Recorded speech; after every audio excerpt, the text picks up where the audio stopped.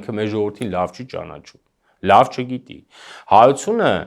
մենք մեր կաթողիկոսների գլխին գիտեք ինչ օրիներ ենք բերել ժամանակին։ Ինքը պետք է նստի կարդա։ Իհարկե ճիշտ ենք բերել, սխալ ենք բերել, դա ուրիշ հարց է։ Դեպքեր կա, որ սխալ ենք բերել։ Օրինակ Օրմանյանին, որ մեր լավագույն կաթողիկոսներից է։ Օրմանյանը գիգանտ է ընդհանրապես։ Նույնիսկ քաղաքական մտածողությամբ է գիգանտ։ Հայությունը գիտեք ինչ է արել։ Նստեցել է թարս էշի վրա, քաղաքում ման է տվել։ Որ իհարկե սխալ է արել, ես համաձայն չեմ իր արածի հետ, բայց մենք այդպես փորձ ունենք։ Այդպես ինքը ինչի է դրան գնում։ Գիտեք ոնց է, ինձ թվում է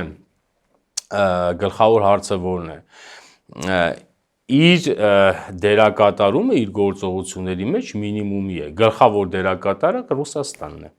Պարզապես հավանաբար չեն թողում որ դուրս գա, որտեվ կարող է իրեն ասեին ինքը հասկանար, որ ճնշմանը դիմանալ չի կարող, թողներ գնար։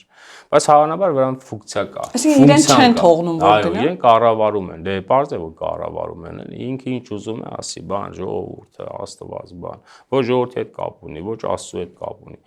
Աստծո հետ կապ ունենք մենք։ Ինքը մտել է մեր եւ Աստծո հարաբերությունները խառնում է։ Ինքը հակաստվածային գործ է անում։